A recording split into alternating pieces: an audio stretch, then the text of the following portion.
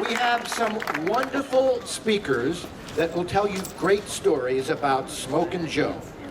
All of this will culminate in the unveiling of a magnificent statue that will live here inside the footprint of the Spectrum on the site where Joe Frazier fought and won in the first ever sporting event in the history of this arena. A very special thanks to Zed Smith, COO of the Cordish Company, for spearheading the effort to make this statue possible. Along with Zed, this statue would obviously not be possible without the brilliant design work of Steve Lane, who created this marvelous sculpture.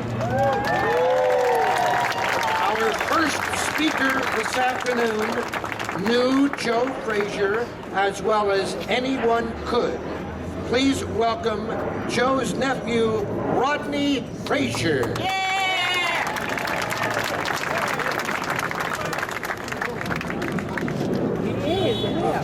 Good afternoon, everyone.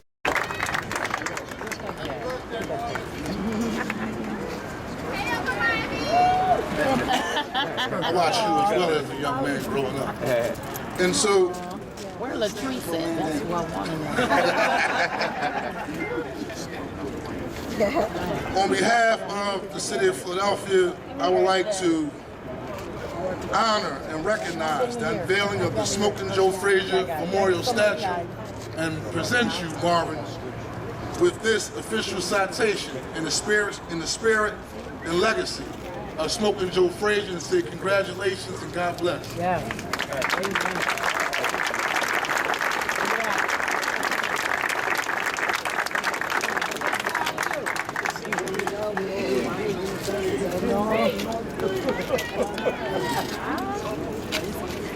Thank you very much. On behalf of the Frazier family, you don't know how much this means to us. And I just want to say praise God for what he has done. And it took a little time, but it's here. And the Fraziers say thank you. As a charter member of the Cloverlay Corporation, which financially supported Joe Frazier's efforts to become heavyweight champion of the world after Frazier won Olympic gold in Tokyo.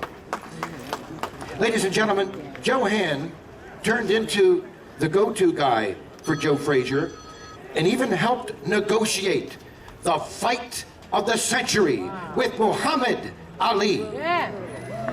Back in January of 2012, Joe Hand personally began raising money to ensure there would be a statue to honor Joe Frazier. His goal was to give Smokin' Joe a place of his own that gives public recognition to the Frazier accomplishments. Ladies and gentlemen, Joe Hand Sr.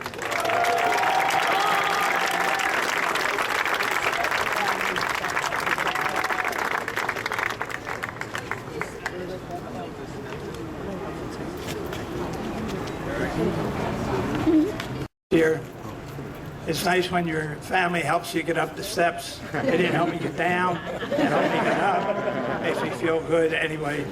But I just celebrated my 79th birthday. I know if Joe was here, he'd say, geez, what the hell happened? What did we do wrong? You know, we would have and should have treated ourselves a lot nicer than we did. Would be here a lot longer. But anyway, good afternoon. My name is Joe Hand Sr., and I'm proud to say I was a friend of Joe Frazier since the inception of Cloverlay in 1965. And it's 46 years of friendship. Today is a long-awaited and much-anticipated day. It is a day we remember and commemorate Joe Frazier, the man, the legend, and his endearing legacy. We mark his journey from his roots in Beaufort, South Carolina, to the Olympic podium in Tokyo, Japan, to Madison Square Garden in New York, and finally home to Philadelphia. During his lifetime, Joe achieved triumphs most men only dream of. He has and was a lifetime of duplication. Today, we are privileged to witness the unveiling of the Joe Frazier statue. You see the legend sculptured in bronze. It's larger than life. It's of giant proportions, just like Joe Frazier. It's a true symbol of triumph over adversity. Joe was a devoted father, son, grandfather, brother, friend, and of course, he was the undisputed heavyweight champion of the world. And that is the single most coveted crown in all of sports. This champion brought to his family and to this city, and today, we see him memorialized in bronze. Once again, as in the days past, we see his overwhelming power, his determination, and his much feared left hook. We remember the Joe Frazier of years ago by honoring him today. As champions before him, Joe stood on the shoulders of his family and friends and supporters during his quest for his Olympic gold medal and the heavyweight championship of the world. Today we stand on his shoulders as we acknowledge and thank his family, friends, and supporters who came to share this special occasion. This statue will serve as a constant reminder that we Philadelphians walk beside a man who was a true champion, both in and out of the ring. And, as in the past, by virtue of this magnificent bronze statue, citizens of Philadelphia and visitors to our city will continue to look up to Joe Frazier. Thank you very much. For Joe Frazier and also Stan Hockman from the Philadelphia Daily News, who was so important. Nobody will realize that what he did to help put this story together when Joe came back from the Olympics, how he helped raise money for you children to have a wonderful Christmas. So if Joe Hand Jr. will come up here, we'll give the 10 count, and that'll be the end of the video. Since you're not filming. Okay. Yeah, sir. Look just like the dad. He spit him out.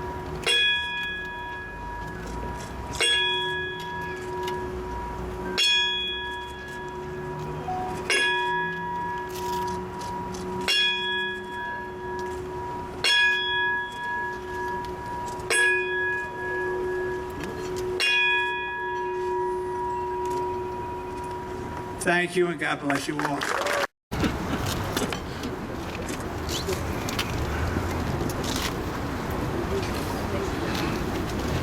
I'm very humbly and honored to be here today for this great turnout.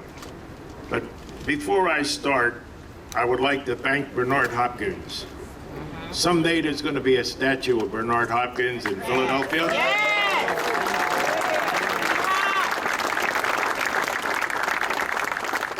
And it's going to be made out of granite. He's such a strong man and so many principles. But before I go any further, I'd like to wish my good friend Marvis Frazier happy birthday. I think everybody should give Marvis a I had the privilege yesterday of going to the gravesite of Joe Frazier with Marvis and Rita. And Marvis broke down. And he said, I hope I didn't let you down, Dad. But you did let him down. I'd never seen a relationship between a father and a son so strong. You have nothing to be ashamed of, Marvis.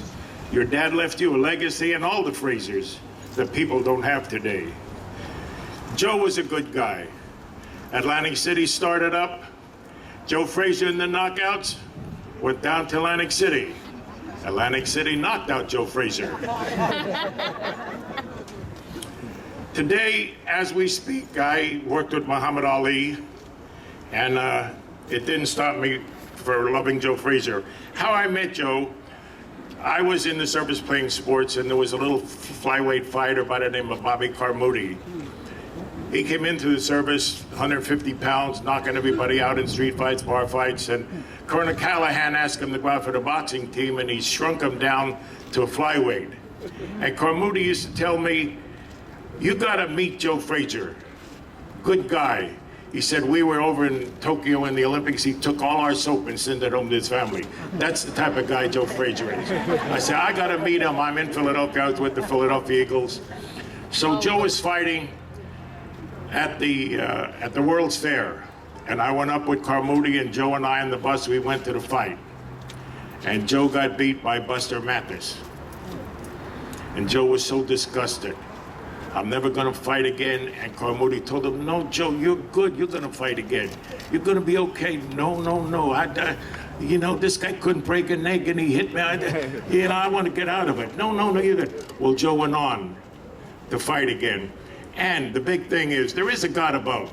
Yeah. And he looks out for people. Yeah. He looked down at Joe, he said, I got plans for you. Buster Mathis broke his hand. Joe came, was on the Olympic boxing team, and brought home the gold. Yes.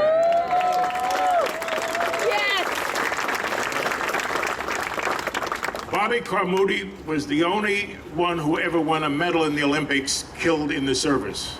Little flyweight. I called Joe on the phone. I said, we lost Carmody. He said, when's the funeral? I said, it's in Paterson, New Jersey, tomorrow, 11 o'clock. Pick me up at 6 in the morning, we're going. Now, I went up there and I was friends with Ali, and I thought I'd get there and everybody's gonna say, draft Dodger this. But everybody was so complimentary. They said there should be more like Muhammad Ali. More like him, there wouldn't be a war. And Joe was so nice, he mixed with the people, he loved them.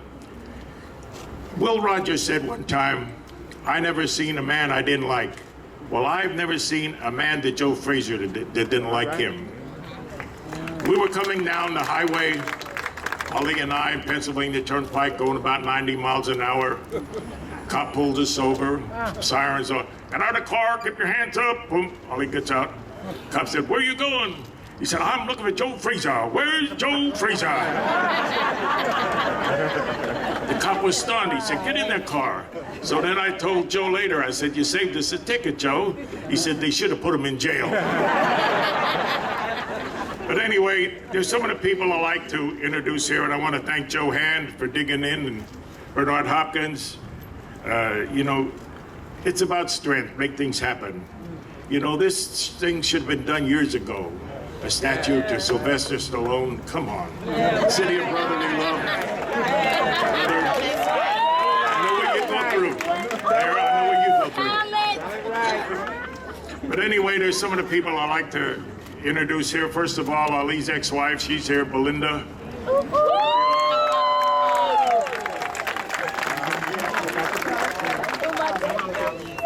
George Pataka, sing it, George. George went down to Louisville, Kentucky, and he bought the home of Muhammad Ali, and he's restoring it to make it a historical shrine. Nice. Ed Walson, a friend of mine, owns cable television. And here is Gloria Hockman. Where's Gloria? Right here. Gloria, I used to talk to Stan Hockman on the phone. He was an honest, good guy, great guy, and we talk about the statue with Joe Frazier. He said, we're running into some problems here. I said, no, I'm gonna talk to Kirk Kerkorian, who was a great fighter, owns all the GM. And I said, Kirk said he'll back it.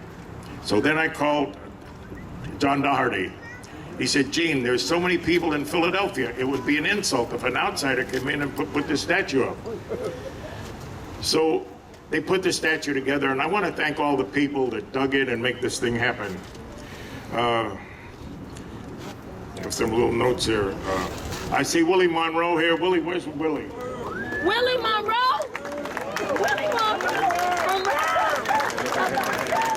Willie was part of Joe Frazier's Rat Pack. He had his own little Rat Pack. I remember Bowman Williams as a sparring partner. He said, Gene, I made more money shooting dice with Joe than I did sparring. But I want to end this thing. When the great scorer comes to mark against your name, he marks not the win and loss, but the way you played the game. But I'm blessed in life to be able to call Joe Frazier my friend and him allowing me to be his friend and the Frazier family. But I want to thank the city of Philadelphia for digging in and making this thing happen, because God knows he surely deserved it, and he put Philadelphia on the map. Good luck and God bless.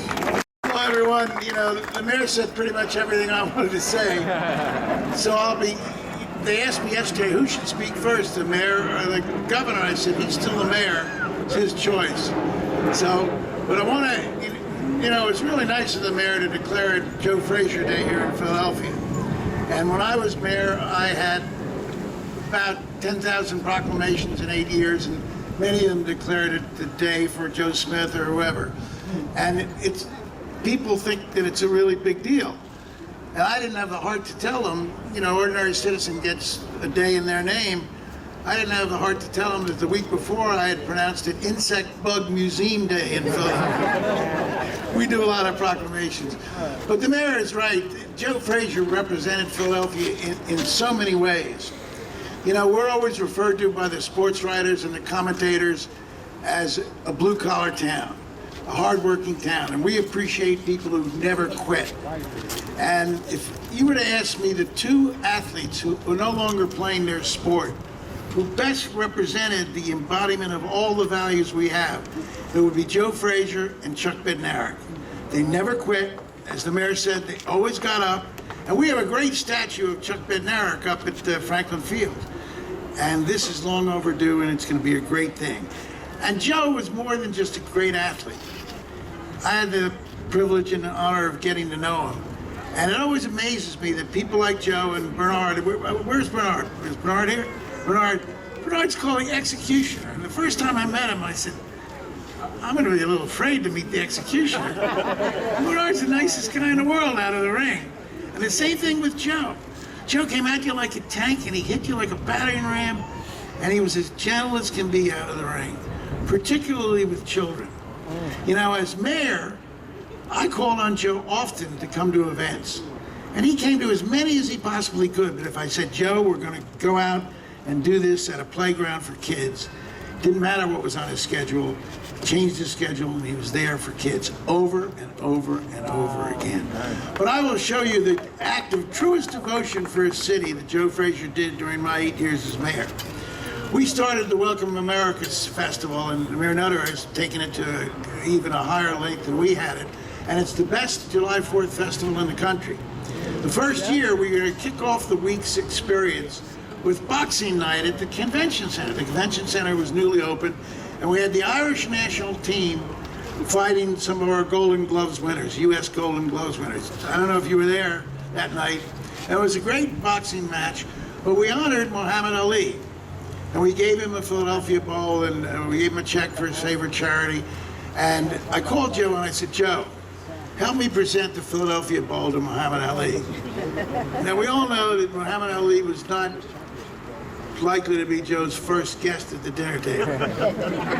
Because Joe thought that he hadn't gotten the recognition that he deserved, and Joe thought that he won that third fight, and so did I. So Joe said, I can't do it. I said, Joe, it'll be special if you're there.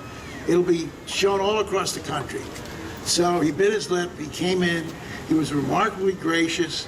He helped me present the check and the bowl to Muhammad Ali, and he was just a great Philadelphian. We will never see the like of Joe Frazier again.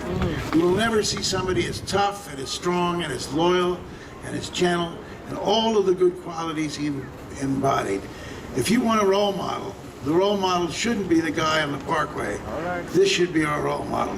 So to everyone responsible for this is great. And you know, we have the Democratic Convention coming in, and all the networks want to use Xfinity Live. Everyone across the country is going to see this beautiful, beautiful statue. So Joe, we're thinking of you, and we'll never forget you.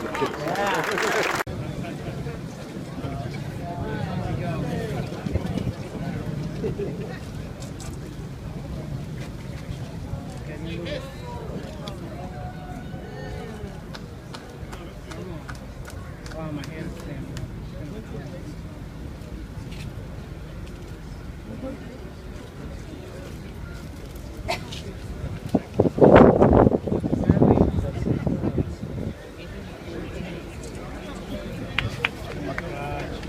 Ladies